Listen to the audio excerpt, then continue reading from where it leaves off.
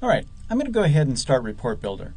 In this case, I'm going to be running the standalone version, which I've already installed. So I'll click here. I can go directly to Report Builder because it's a new application, or I can go down into the SQL Server menu item in order to start it. All right, now, no matter which way that you start Report Builder, either from the Report Builder button in Report Manager or the standalone version, as I just did, you get by default the Getting Started dialog box that I show here. From here, you can launch wizards to create various types of reports or data sets, or open a report on a report server. You can opt not to see this dialog box whenever you start Report Builder, but you can always get back to it by selecting the Report Builder button in the upper left corner of the main Report Builder window, right there. And from there, you can just select New. Now, when you do that, you'll get a slightly different dialog box here, but it's going to be customized for using that particular option. Okay, but you can essentially do most of the same things.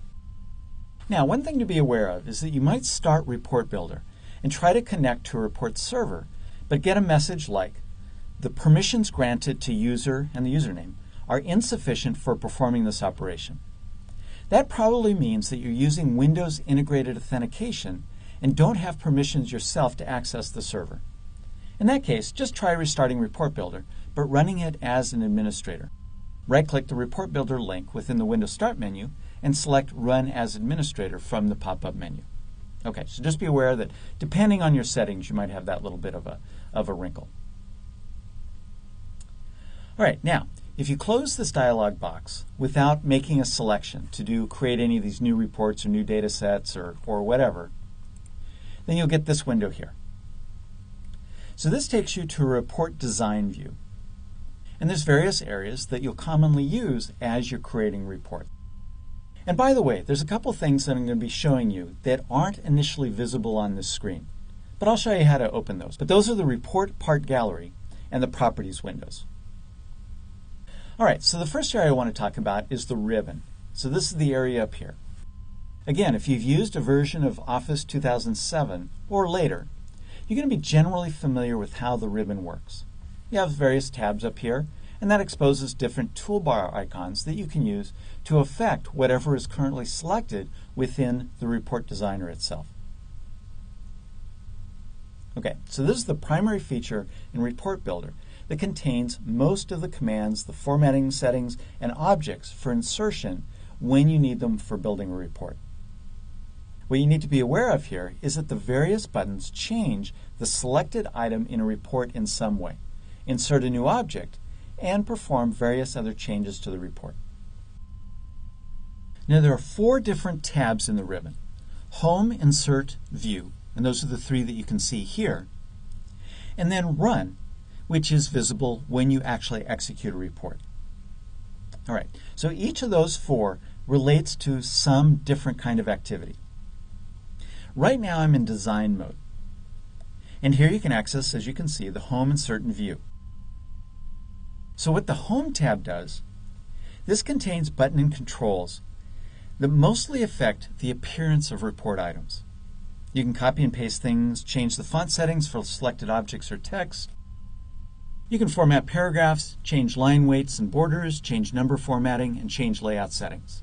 So these are a lot of the features that you use in order to change the appearance of the report.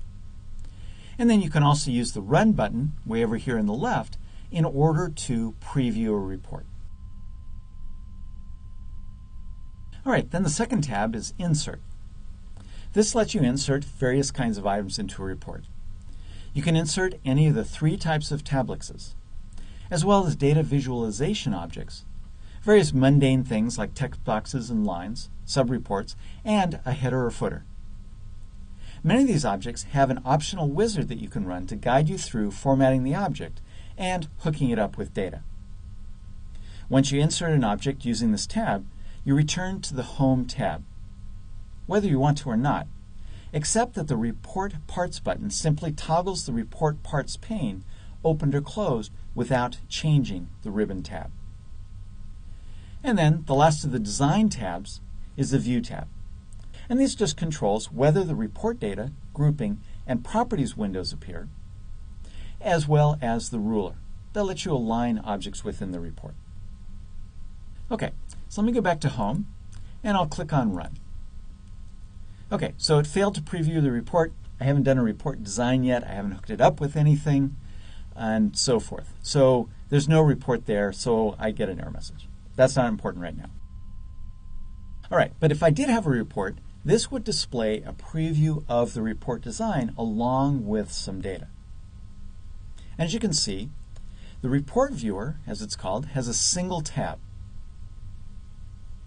The tab contains buttons to return to the design view. And you can also zoom in the report, and then you can do various things like navigate to different report pages, refresh the report, set up and print the report, export the report data to an external format, work with a document map or parameters if the report uses either of them, and find text in the report. Okay? So this gives you a real nice way to examine the design of your report as you're building it. And you'll probably find that you'll be going back and forth between the design view and the run view constantly as you tweak things and work on them and so forth to get the report just right. Okay, so I'm going to get rid of that and return to the design view.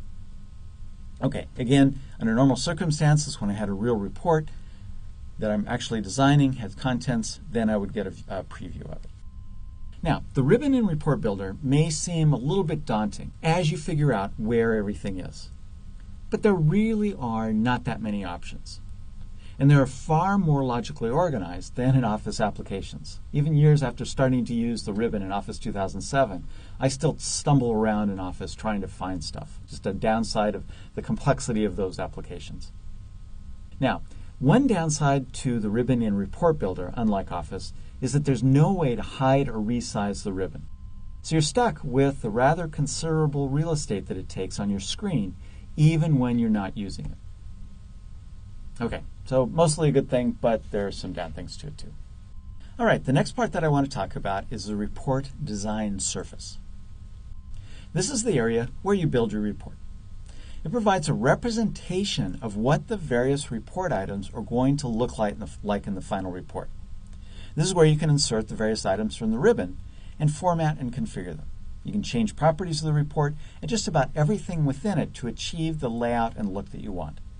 You can even drag data fields from the report data window, I'll talk about that in a moment, in order to automatically create report items to display that data. You can also create and add report parts, and I'll talk about those in another part of the course. Now, the report design surface includes both horizontal and vertical rulers. And those help you align different report items. And you can turn these rulers on and off in the View tab of the ribbon, as I showed you just a moment ago. Okay, the third part of the interface that I want to talk about is the report data window. And that's this thing right over here. This is your interface to the data that's used within the reports. The most important nodes in this list view are the data sources and data sets.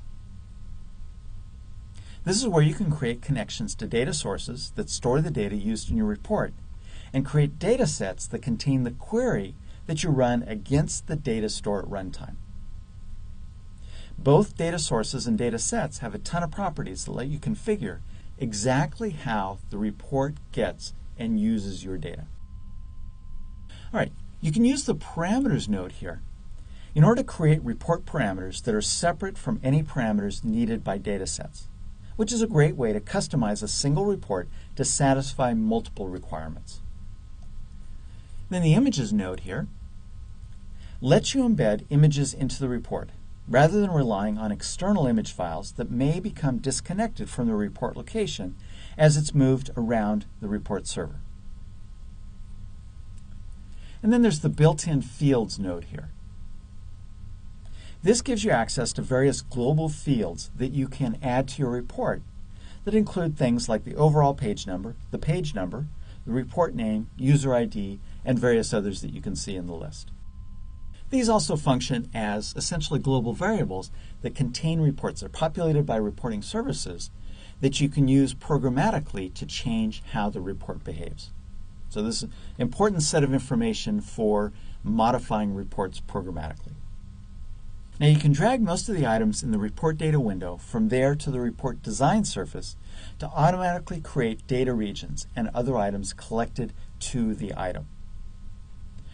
Report Builder will give you a default configuration and appearance for the item, but then you can modify that appearance as you need to. And in fact, as you modify the report design on the design surface, Report Builder may add other items to the report data window. For example, if you add a report part from the report server to the report, and if it has, say, a data region, Report Builder will add its data set, that data region's data set, to the report data window so that you can configure that data set as you work with essentially the chunk of report that you share amongst multiple reports. All right, the report data window appears by default, but you can hide or show it using the report data checkbox on the View tab on the ribbon as I showed you. And you can also close it directly using the X there. Okay, another window that isn't shown by default is the Properties window. So I'll go over there to the View menu and show you that. So if you've used just about any other Microsoft development tool, this Properties window is going to be familiar. It just has a list of property names along with the ability to select different properties. And some of them are actually hierarchies of properties, and so you need to expand it in order to view them. And like in Visual Studio, you can look at them in groups or in alphabetical order. Personally, I generally like alphabetical order because I know the name of a property that I'm looking for. But I don't always remember what category it's in. But use whichever view makes most sense to you and how you work. All right, the idea here is that every item associated with a report is itself an object that has properties and other members. And you can change the properties of any report here in the Properties pane. And the Properties pane changes its context as you select various items in the report's design window. It's important to understand that you're not limited to using the Properties pane to set item properties. There are a whole lot of options in the ribbon that I talked about earlier that you can use to change item properties. The ribbon itself has a subset of all available properties of all report items, but it has many of the most common properties that you'll want to change, such as font, border, and number properties. You can also use various dialog boxes that appear as you work with the report design. All right, next thing to talk about is the Grouping pane, which is this section of the designer right down here. This pane lets you define and manage the various row and column groups that are used in the report to group and summarize or to aggregate data in various ways. This is probably one of the most powerful analytic features that you can include within a report. Now, the Grouping pane appears by default, but again, you can hide or show it using the Grouping checkbox on the View tab within the ribbon. All right, another part, probably the smallest part I'm going to talk about of the interface, is this server status bar. This shows the URL of the report server that Report Builder is connected to. And as you can see, I'm connected to localhost and report server. That's the default name for a report server. But I can be connected to any other server that I can access across the network and that I have permissions to connect to. All right, because I'm currently connected to a report server, I have the option of disconnecting, and if I did that, then a connect link would appear, and I could connect to a different server or reconnect to my local machine.